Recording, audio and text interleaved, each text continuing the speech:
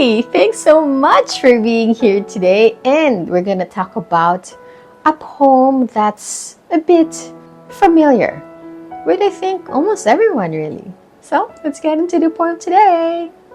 We all go through difficult times, and most of us go through those difficult times alone. That's fine if you want to go through things alone. I did that too. But whenever you feel like going out of your alone time and you feel like connecting to another sentient being, well, that's why I'm doing this. Just keeping a space for you to be with somebody. I'm Liza Faye. Nice to meet you, or nice to be with you again. And let's journey this crazy, beautiful thing called life. Over familiarity. That is the keyword. That is the word that inspired this poem. So our poem today, the title is Let Love Flood. Yes, not flow. I want love to flood in your veins, in your life, flood. I personally don't like floods. I think I have flood trauma, but love flood, that's something else. Okay, that's really something else. I wrote this poem because I have been around people who have been together for a long time, minimum 10 years, some 20 years, 30 years. And I can see that when you've been with the same person or with the same group of people for a long time, over familiarity can drown love. Do you get it? So instead of love flooding, over familiarity floods. And when that happens, there's much conflict, arguments, fights, misunderstandings, judgy eyes, judgy words, Patience is very, very thin, sometimes almost gone, that even the little things seem like mountains, volcanoes with lava flowing, And so I wrote this poem that whenever you feel that you're easily irritated with the person that you've been for a long time, that you feel like you're tired of that person, or you're tired of this group of people, or you're tired of just dealing with this person or with these people every single day or on a regular basis, if it's weekly or something, you, my dear, have a choice. All right? You have a choice to let over familiarity run through your relationship, so you can choose love to flood your relationships. And when you let love flood in your relationships, it kills over familiarity. It makes your relationships almost like new again. It's like if you let love flood, you become interested again about the same group of people that you've been dealing with for, I don't know, every day for the past 10 years. It happens, especially in families, in schools, in workplaces, even in churches or whatever group you're in. Over familiarity can ruin it. And that's why you let love flood. When you say let love flood, let's be practical. So how do you do it? You do new things together.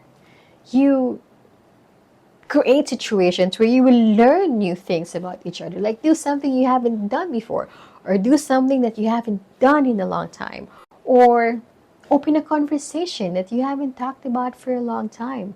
Or if you're struggling to let love flood in your relationships and you feel that over familiarity is already killing all your relationships, even yourself, you can pray, You can, Lord, help me to let love flood in my relationships today.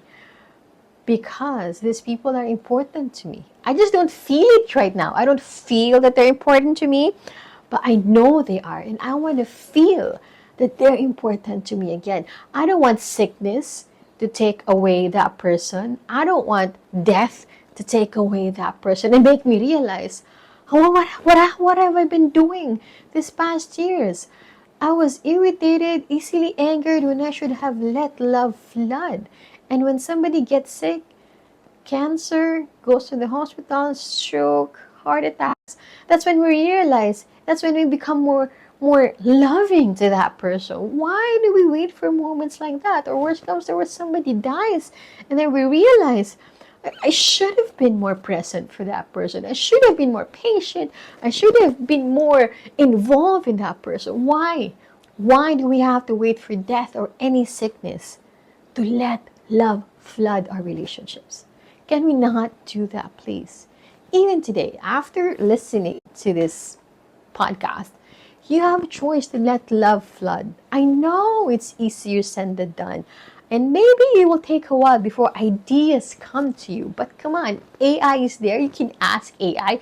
You can ask some friends like, what have we done before that we haven't done in a long time? Or what's something new that we can try to do together?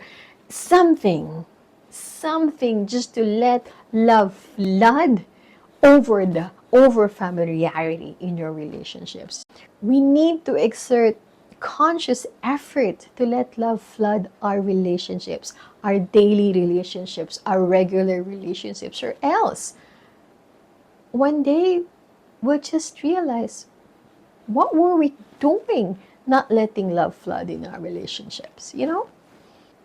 And if you're having a hard time because distance has grown in your relationships, or there was a fight that's lasted over months or years and you haven't resolved it, one thing that you can do is go back, go deep into your memories of your happy memories with that person or that group of people.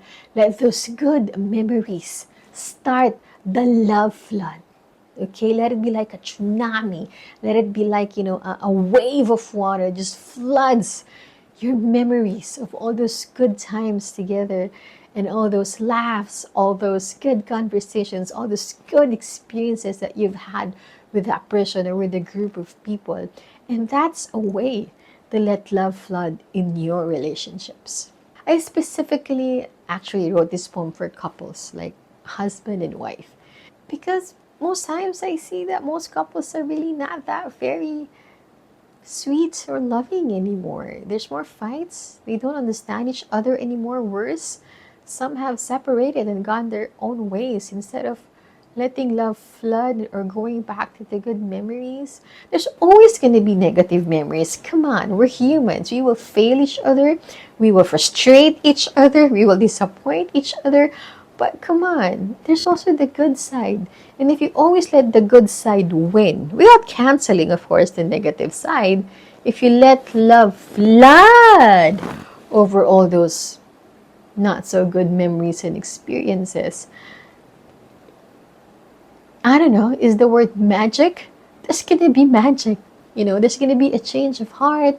There's going to be a chance to make more good memories with your person. So I hope that you never give up on the person you chose to be your person. Not everybody has a person. So if you do have a person, please let love flood your relationship with that person, because you always have a choice to look at the bad or to look at the good. You always have a choice to let over familiarity flood or let love flood.